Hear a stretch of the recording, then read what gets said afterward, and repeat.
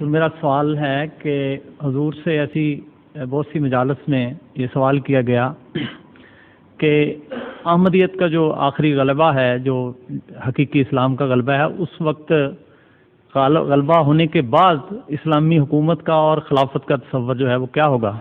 خلافت کبھی بھی حکومت اپنے ہاتھ میں نہیں لے گی.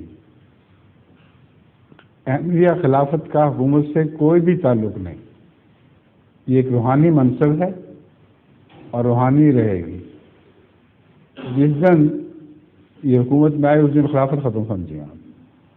اس لیے یہ ناممکن ہے کہ کبھی بھی جماعت احمدیہ میں جو خلافت رسول اللہ صلی اللہ علیہ وسلم کی چل رہی ہے وہ حکومت میں دخل دے.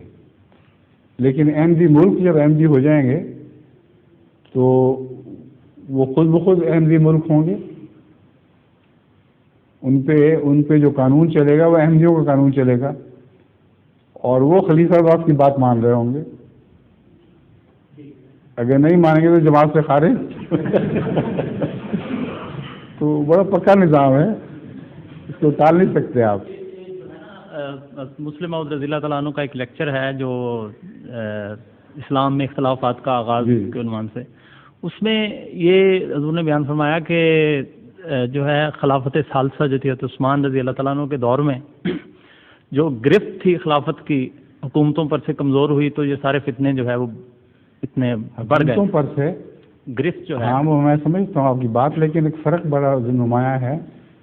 اسلام میں حکومت اور خلافت الگ الگ نہیں ہوئے تھے پہلے، اور اس لیے کہ رسول اللہ صلی اللہ علیہ وسلم سے انہوں نے ورثے میں یہ بات پائی تھی.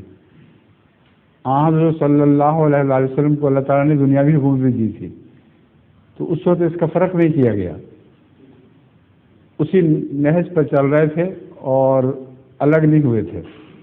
لیکن بعد میں جب خلافت اور روحانی قیادت الگ الگ ہو گئے تو پھر دو بادشاہیاں قائم ہوئیں. کوئی خلفاء کی نام خلفاء کا تھا لیکن ہوتے ملوک تھے، اور کئی روحانی بادشاہتیں تھیں جو رسول اللہ صلی اللہ علیہ وسلم کی اولاد میں چل رہی تھی. مثلا اسی طرح حضرت صلی اللہ علیہ وسلم نے فرمایا تھا کہ ہر صدی کے سر پر ایک مجدد آئے گا.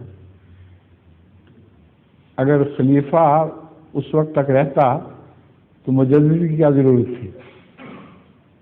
کہتے ہیں آپ آمد تیمم برخاست. تو اسی میں پیشگوئی مضمر تھی. لوگ سمجھتے نہیں اس بات کو کہ رسول اللہ صلی اللہ علیہ وسلم نے جب فرمایا کہ مجدد آئے گا ہر صدی کے سر پر، تو صاف ظاہر تھا کہ اس صدی سے پہلے پہلے خلافت ختم ہو جائے گی. سمجھ گئے؟ ظہور مہدی آخر زمان